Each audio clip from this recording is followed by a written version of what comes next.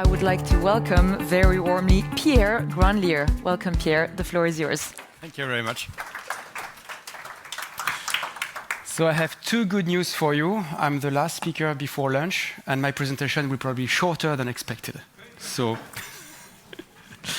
I would like to resume where the last presentation ended, where with this notion of sovereignty and data exchanges.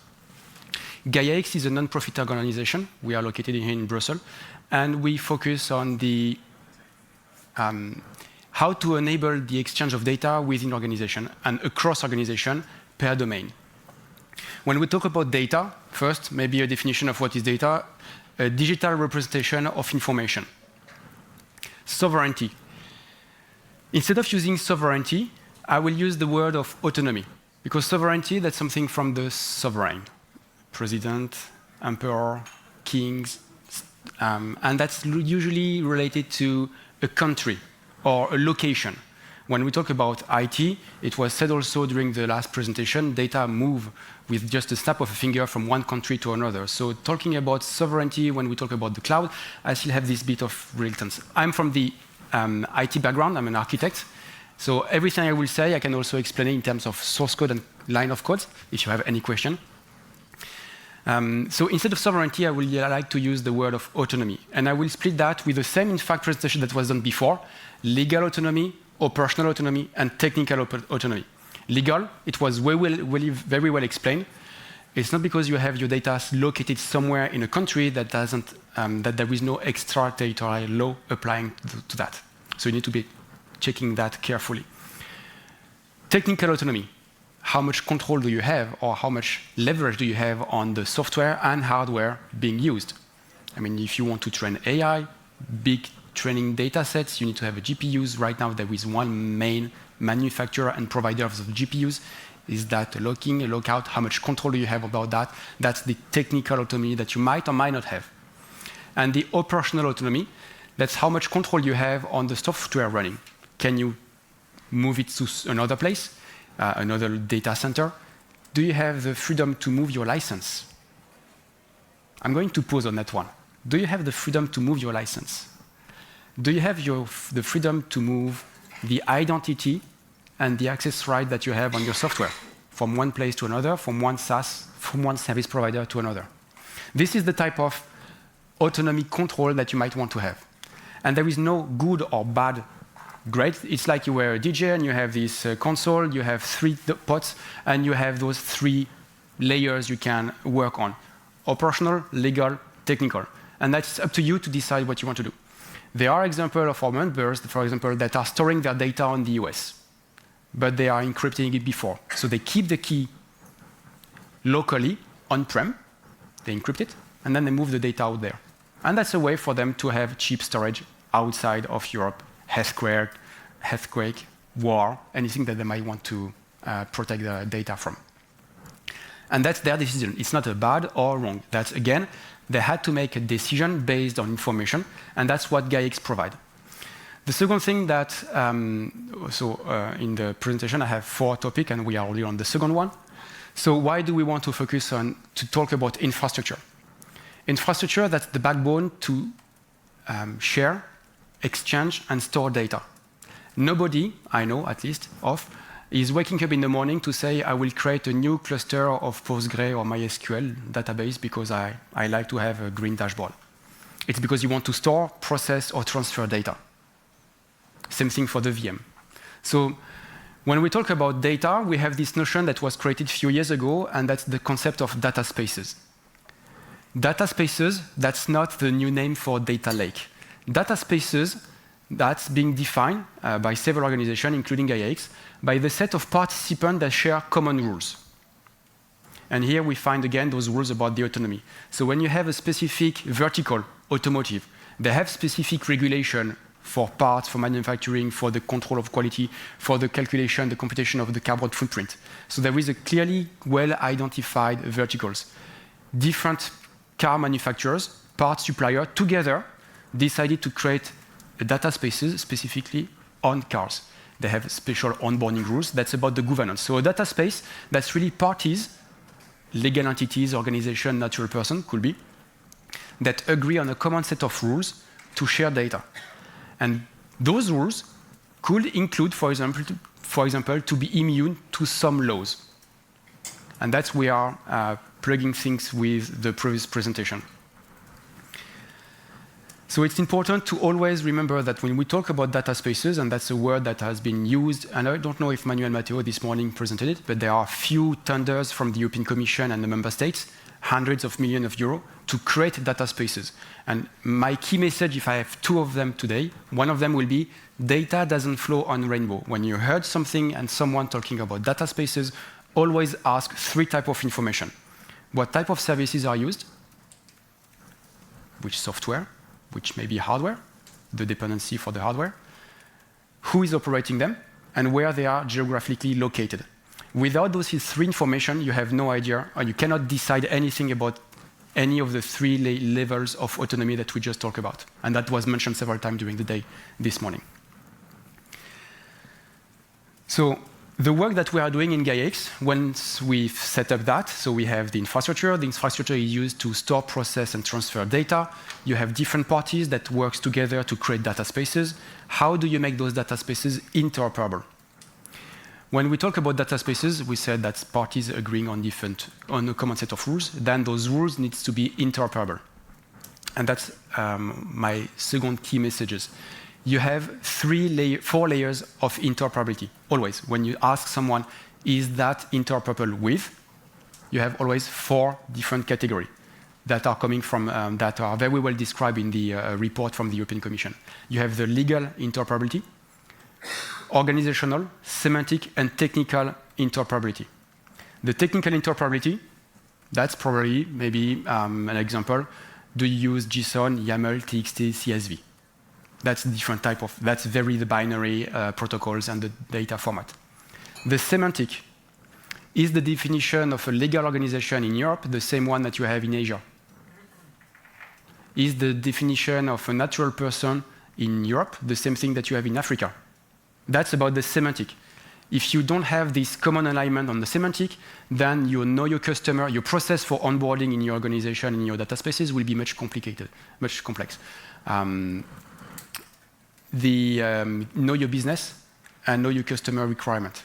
That's all about those different rules. So we have the infrastructure. We want to use infrastructure to share data. We have different parties that goes together, create data spaces, and those data spaces to be interoperable, agree on common set of rules. Those rules, basically, we could simplify that by saying that this is a kind of a compliance. I agree to have you coming to my data space or within my network of participants sharing data because you are compliant to some rules. How can you verify that you are compliant with some rules at scale? So again, we need to agree on certain semantic. I've mentioned KYB, KYC. That's the simplest one. I could also mention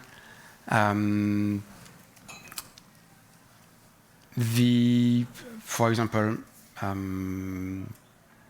terms and conditions. If you have data usage rights, you have terms and conditions always. So the same data set could be used by different parties for different purposes. Do I allow my data to be used for training an AI algorithm? Maybe yes, maybe no. Marketing, research, those are different purposes for processing data. And those are already very well described inside the GDPR. It's even more detailed inside the Data Act. So basically, you have an entire scale of compliance rules that could apply to operationalize your data space.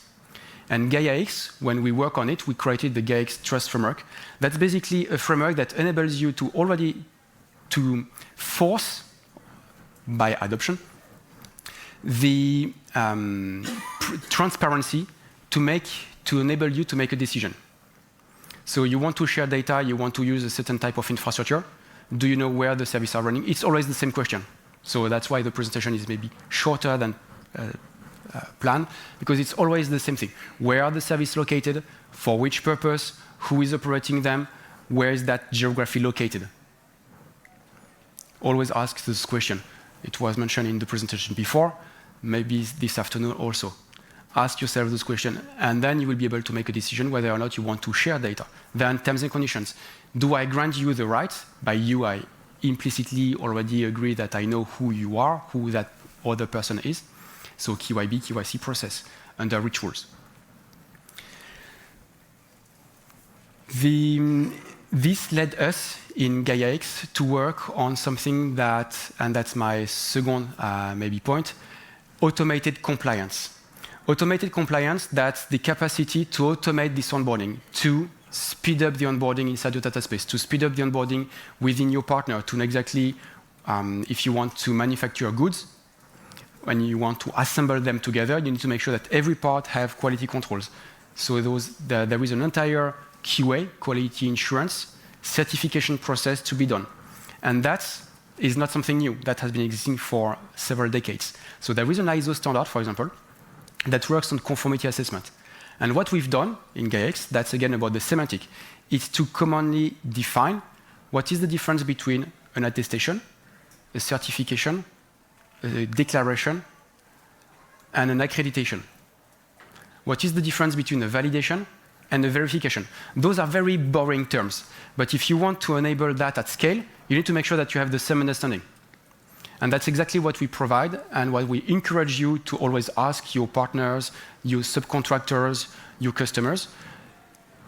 Do I have a way to comply to those rules? Am I able to describe those rules correctly in a machine-readable format?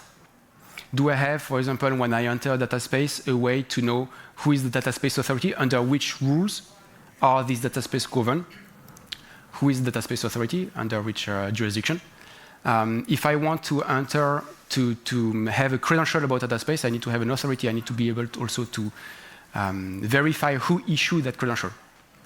So I need to have a traceability and of all the transactions about the data, all the transactions about the services being done. To simplify that, because I can understand that that can be a bit complex, we have always the Swift question, several layers of interoperability. Gaia-X created labels. 4 labels. The highest level of labels that we have, that's the equivalent of the gone EUCS Plus, but that we will keep. And those labels enable the participant of the association, all the members that work with us, defining those rules and those criteria, to make sure that when 2 parties that don't know each other before agree on the same common standards for sharing data, not sharing data, where the data should be located, under which rules, the interoperability of the IAM, the Identity and Access Management, the interoperability of your licenses, your configuration, the portability of your software. So we've defined a set of rules, and basically the Gaia-X label, that's a way to automate this compliance to speed up the exchange of data. And that will be almost all for today, because I think that I've repeated already a lot of time the main 3 points. Always ask where your data are, where are the services located, what type of services, and who is operating them. Once you have this information, you will be able to make the assessment about your technical, operational, and legal autonomy, and decide what you want to do. There is no good or bad sovereignty. There is just your sovereignty. It's up to you to define what you want to do. As was mentioned by Manuel Mateo again this morning, 5 years ago, 6 years ago, there were no such offering on the market. And data spaces is a name that was created 6 years ago. So a part of me, as IT engineers, think a bit of déjà vu. At the end, this is a zip file, a Flink, Apache, Hadoop cluster. We have streaming or batch data, and we process the data the same way through network protocols, EGP, BPP, VLAN, and we have the same thing for storing, processing, and transferring data. So there is no, I will say, surprises or very complex topic. That's always the basic and the fundamental of the IT. And if I will even try to summarize one takeaway, not 2, always ask where are the data, where are the services, who is operating them, and where the services are located. Otherwise, I believe that we will hardly manage to find a way to converge. Thanks a lot.